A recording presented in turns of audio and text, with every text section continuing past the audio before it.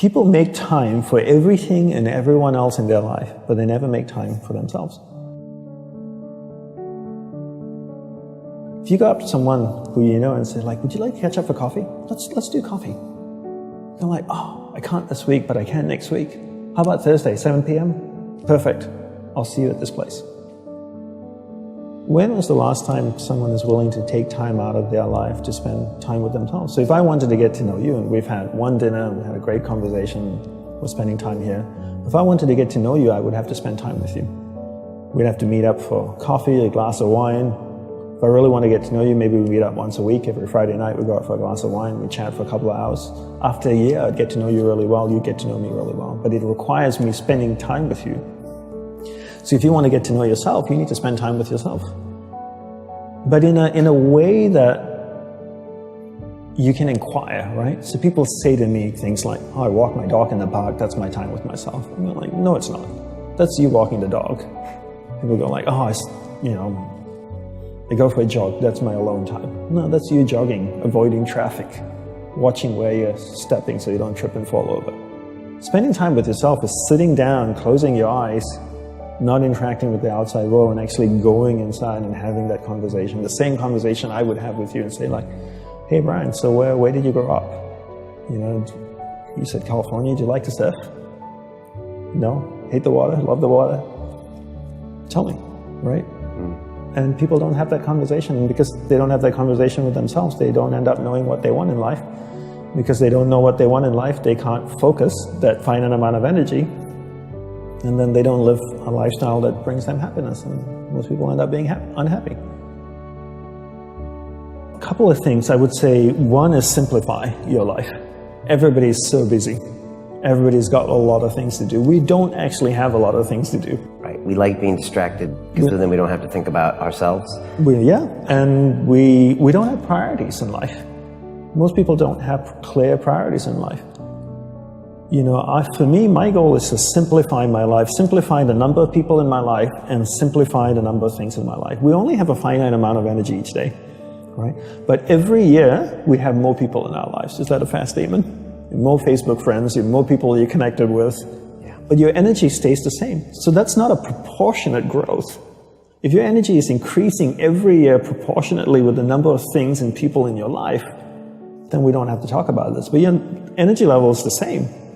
But the amount of people and things in your life are growing almost exponentially. So whereas that doesn't work. So for me, it's always about simplifying first the people and things into your life, into who and what's most important, taking that finite energy that you have each day and focusing. Second step is learning how to focus and concentrate that finite amount of energy into the people and things that truly matter. Now you start to create a lifestyle that you actually love because you're invested into people and things that matter, and the byproduct of that is happiness. And you said happiness is not a goal. Is that correct? Yes, happiness is not a goal. And if you ask most people, what do you want in life? They say, I want to be happy. Right? Would that be a fair statement? I mean, literally, it's in the U.S. Constitution, I think, the pursuit of happiness. The pursuit of happiness. Right. I always say you should never pursue happiness. Don't pursue happiness. Pursue a lifestyle where the byproduct of that lifestyle is happiness. So happiness comes as a byproduct. I spend time with the people that I love. What is my byproduct? I'm happy. I spend time with people I don't like. I'm not happy. So don't pursue happiness. Pursue a lifestyle that gives happiness. But in order to pursue that lifestyle, you need to be clear what you want in life. What's your purpose in life? And people don't know this because they don't spend any time with themselves. People think that the more you meditate, the better it is. So 20 minutes of meditation is not as great as 3 hours of meditation. And it's actually not how we work. For us, we believe in quality as opposed to quantity. We spend the whole day preparing to meditate. What comes before meditation? Concentration. Concentration comes before meditation. So you need to learn how to concentrate in order to meditate. And we believe that you can't meditate if you can't concentrate. So we spend the whole day focusing on concentration. So when I spoke with someone in a monastery, I spoke with another monk, I gave them my undivided attention. When I worked on my laptop, I focused on working on my laptop. When I swept the sidewalk, I focused on sweeping the sidewalk. So throughout the day, I'm practicing concentration. Now when I go to sit down to meditate, I'm really focused, and I can have a dynamic meditation session. And I always use the simple analogy of, take Usain Bolt, for example, the sprinter, right? I don't know much about him except he won 3 gold medals, fastest man on earth from Jamaica. I can make an assumption, and tell me if I'm wrong, that his whole day is structured. That he eats the right kinds of food and drinks the right amount of water. He goes to the gym. If you look at the boy, he's ripped, right? Probably works out, runs every day, I'm sure, sprints, does all kinds of things. But his whole day is preparing him for 9.57 seconds or whatever it is his world record is, not the other way around. And people come up to me all the time, Brian, and they say, Dhanapani, I'm so stressed out. I've got so much happening in my life. Do you think if I meditate for 5 minutes in the morning, it'll help my whole day?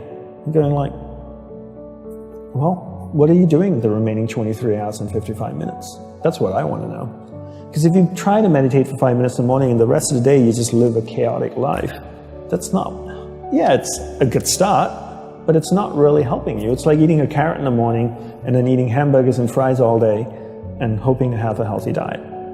You have to understand that your whole day, your lifestyle is what's going to support your meditation practice at the start. And then your meditation practice grows, and then it turns around and supports your lifestyle. But not the other way around. You don't create a meditation practice to support your lifestyle. You create a lifestyle first, meditation second.